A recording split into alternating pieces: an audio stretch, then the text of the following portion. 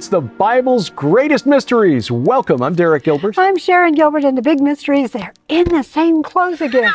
It's because we are recording this on the same day, but as you're watching this, Derek is recovering from his surgery. Yes, appreciate your prayers. Thank you very much. Really don't know how long the recovery is going to take, but I figured the Lord's got this in his hands. I'll be smart, do what I can to be wise about not trying to overstress myself, but even though... That's why we're recording 3 programs today. Right, trying to get out ahead of things so that we can continue bringing you these insights. I pray, and I will tell you that when we begin our work each day, we pray for wisdom and discernment and clarity of thought and words so that we're not adding anything to his word or taking anything away from it. And one of the things I really enjoy about doing this work with you, sweetheart, is that it is really intellectually stimulating. It is really exciting learning new things. I mean, even at our age, I know you're the same way. We love to learn, and there's always something new in the Word of God. That is so true. It's what I loved so much about being an academic. I could have lived the rest of my life in academia. I'd have been just the happiest little clam because I love to learn, and I love to help others to learn. I've got a teaching spirit within me, as do you. But I'll say this, I think it's better doing what we're doing, even though we don't have the letters behind our names. Mm-hmm. And that's not to denigrate anybody who's done the work, because we know it's not easy to get those, masters or doctorates. There's a lot of work involved there. But when you're in academia, as you know, you're kind of in a bubble, isolated from the real world. Here we're living out in the real world and integrating with friends and people who aren't on the same page. And so it's just a reminder that, as you keep reminding me, people aren't hearing what's inside my own head.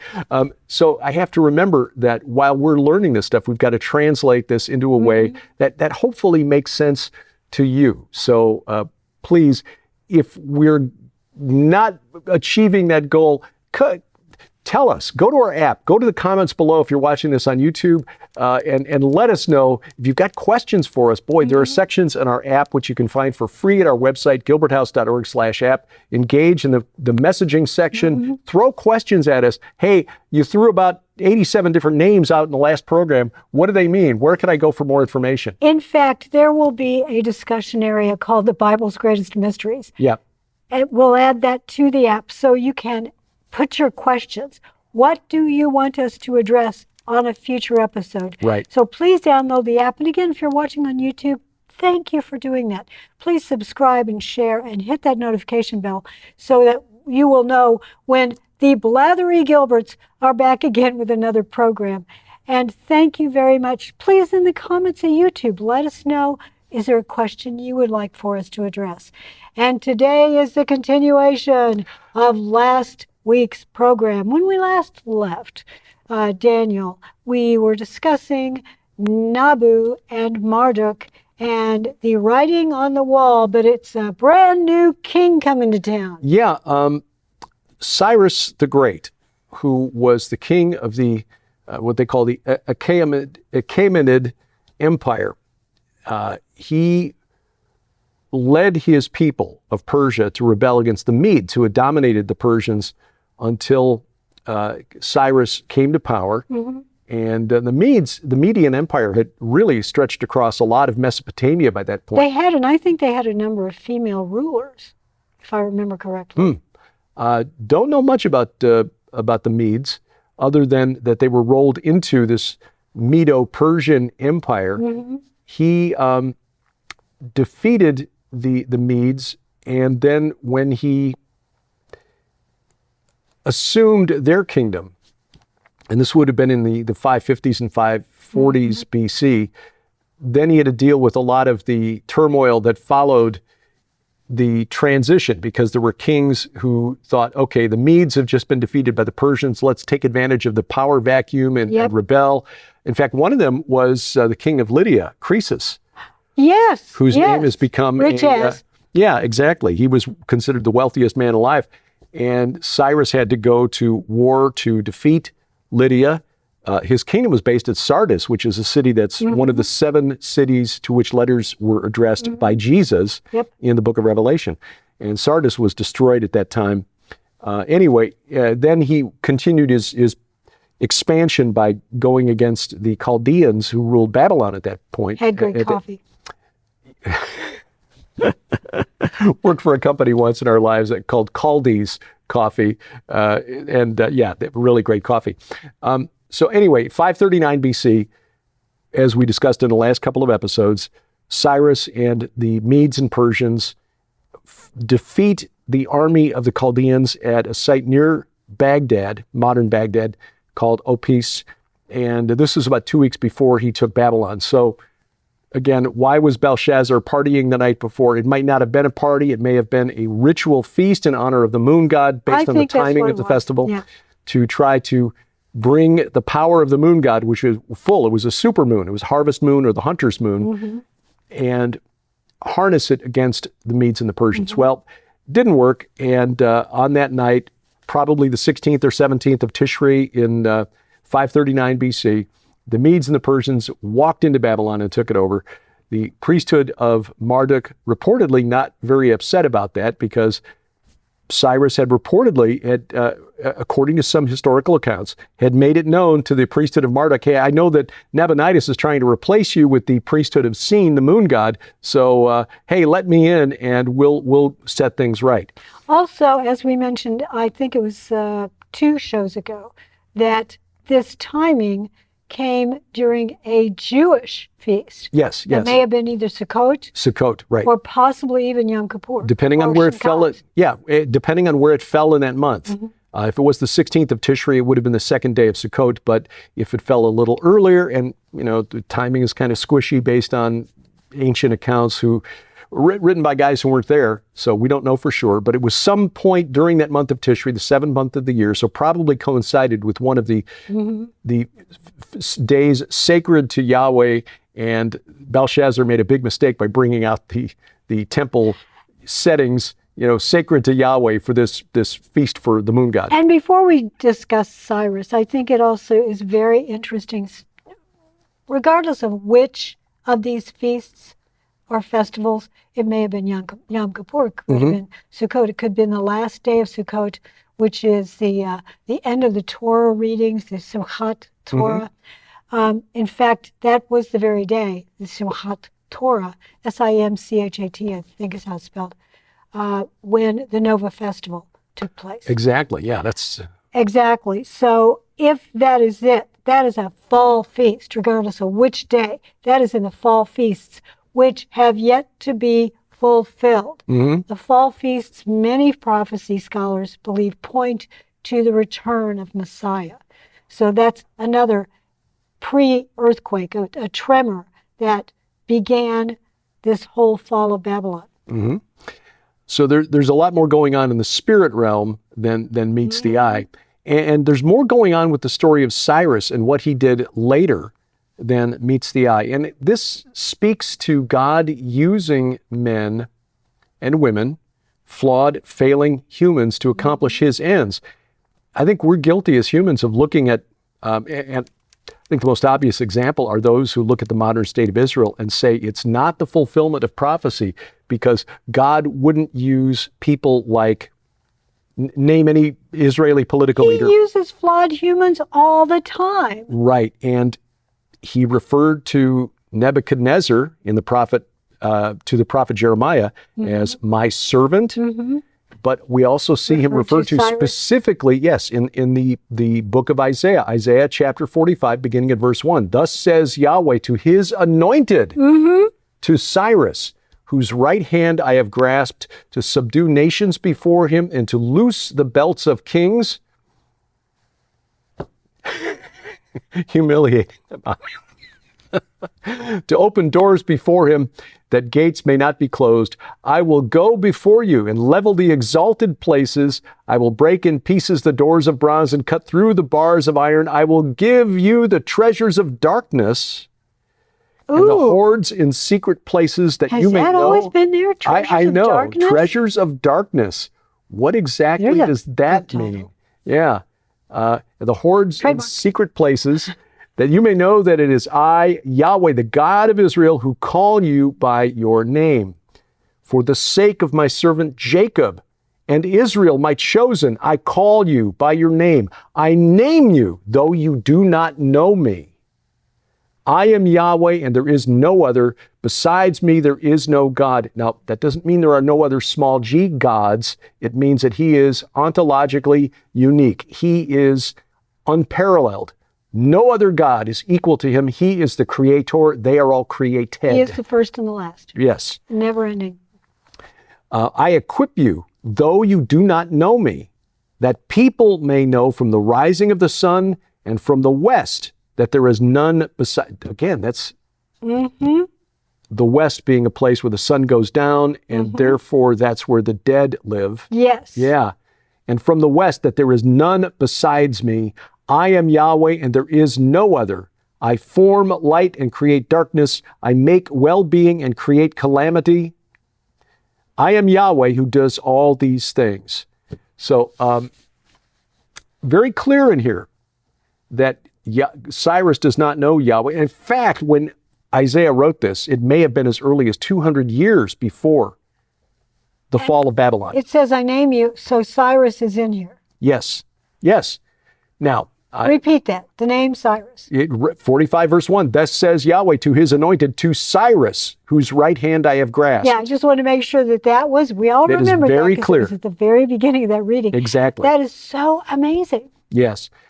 This is something that we have heard about. And by the way, he is called says Yahweh to his Messiah, because that's what anointed means. He is calling Cyrus his Messiah 150 to 200 years before the fall of Babylon. It does not mean Cyrus was a type of Christ necessarily. This means that he has anointed him as he anointed David for a specific purpose. Cyrus was a tool in the Lord's hands. Right. He took him by the hand and helped him to do all these things because Cyrus was going to lead to the return of the exiles. Exactly. And we are all familiar with the story. Certainly Jews are very familiar with the story because this Cyrus was the man God used to return them to Jerusalem, to end the Babylonian exile. So Cyrus has a special place in Jewish memory, in Jewish history. So important, by the way. Do you remember the coin that was minted? There was a certain group that they minted a coin that had Cyrus and Donald Trump on it because Trump was really the most pro-Israel president in American history. But I do think that Trump was in office. Whether or not he's in office again at this point or been voted in, we don't know because the election is in our future, your past. That Donald Trump, at the very least, gave us 4 years of a grace period. Right, yeah. If he gets into office again, there will be probably unrest, but I think it means yet another grace period because the United States is at the heart of this Babylon system in which we live. Yeah, no, I agree. I agree. And again, this gets back to the idea that God uses flawed and sometimes pagan kings to accomplish his ends, referring to Cyrus as his anointed, as Nebuchadnezzar as his servant. I mean, Nebuchadnezzar, who destroyed the temple because the Jews, the Israelites, were not following Yahweh. God, Yahweh, sent Nebuchadnezzar and basically told Jeremiah, tell the king to surrender. Don't fight. It'll be a lot easier for you if you just surrender, accept your punishment. And he wouldn't do it. Your yoke will be light if you just surrender. We're going to talk more about that after this break. Jesus declared that the gates of hell would not prevail against his church. But humans have tried to contact fallen angels on the other side of those gates since the Stone Age, and they're still trying today. Arm yourself with information. During January, our special offer features our new books, The Gates of Hell and Destination Earth, co-authored with Donna Howell and Allie Anderson. Find out where Jesus was baptized, why it wasn't where most people think, and why it was a declaration of war against the fallen realm. How the belief in ancient aliens is based on the New Age and occult teachings of Madame Blavatsky and Aleister Crowley, and how Hollywood has effectively spread the ET gospel. Our 2 new books, plus the DVDs What Lies Beneath, about the world's oldest temple, Göbekli Tepe, and the 13-part teaching DVD based on the second coming of Saturn. This is a $99 value, but during January, it's just $45 plus shipping and handling. Only at gilberthouse.org/store. Welcome back to the Bible's Greatest Mysteries. I'm Derek Gilbert. I'm Sharon Gilbert, and you know what? In the memory of Tom Horn, we're now reintroducing the assignment folders. He used to give us he used to give us some assignments. And we've even got the special leather attaché case. Right, to carry the assignment around with us. Yes, so we always want to remember that Tom Horn inspired this program. We did a lot of talking and discussion, building the idea behind this program. Absolutely. Well, this week's assignment, of course, continues the Cyrus, annual episode, but getting into who Cyrus was. Well, Cyrus, again, was raised up, and we need to remember in all of this that Isaiah was told this 200 years in advance. So even though Cyrus wasn't doing what he thought, and it's clear in Isaiah because he says, though you do not know me, Cyrus was a politician. And again, we humans looking at, say, modern Israel or looking at Donald Trump and saying, there's no way God could be using him because he's flawed, he's made mistakes, he's done these things that we don't appreciate, and so God would never use anyone like that. Well, guess what?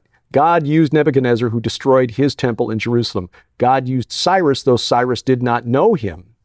And Cyrus, when he had conquered Babylon, what was the political situation, the military situation in Babylon in October of 539 BC? Well, Nabonidus, who had been a soldier before he took over as king, about 20 years before the fall of Babylon, he had basically staged a palace coup and took over from the grandson of Nebuchadnezzar. He certainly knew that the Medes and the Persians far outnumbered his Chaldean army. And when Cyrus was advancing on the capital, Nabonidus brought all of the gods, the idols representing the gods, into Babylon. Now, when we think of idol worship, it's often presented to us in church that anything you do that takes time away from God, from Jesus, is an idol. That's really thinking about it in a kind of a backwards way. The ancient Mesopotamians, the pagans around ancient Israel, didn't worship the idol. The idol gave locality to the god that was being worshipped. So if you had a little statue of Baal or Marduk or whatever, when you prayed to that deity, the god would inhabit the idol. The idol was not the object of worship. It just gave you a place to focus. It's like a radio. Like a super spiritual radio, exactly. So by bringing these idols into Babylon, Nabonidus thought he was bringing the gods who would manifest inside those idols also to Babylon. In fact, there's an ancient chronicle that accounts, that reads this. In the month of, and then there's what's called a lacuna, which means a gap in the text. These are old clay texts. They get damaged over the centuries. In the month of whatever, Lugal, Marada, and the other gods of the town, Marad, Zabada, and the other gods of Kish, the goddess Ninlil, that was the wife of Enlil, and the other gods of Hursagkalama visited Babylon till the end of the month Elulu. All the gods of Akkad, those from above and those from below, entered Babylon. The gods of Borsippa, Kutha, that's Nergal, the Babylonian equivalent of Apollo, and Sippar did not enter.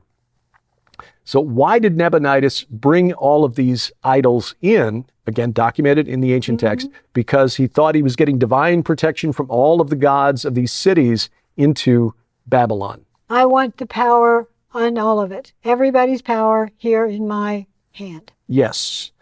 And a scholar wrote this: several months before the final clash of arms at Opis on the Tigris, that was that battle above modern Baghdad where the army of the Chaldeans was routed by the Medo-Persian army. Nabonidus was also facing the eventuality of a Persian invasion and was making preparations accordingly. These preparations included the gathering of statues in the capital.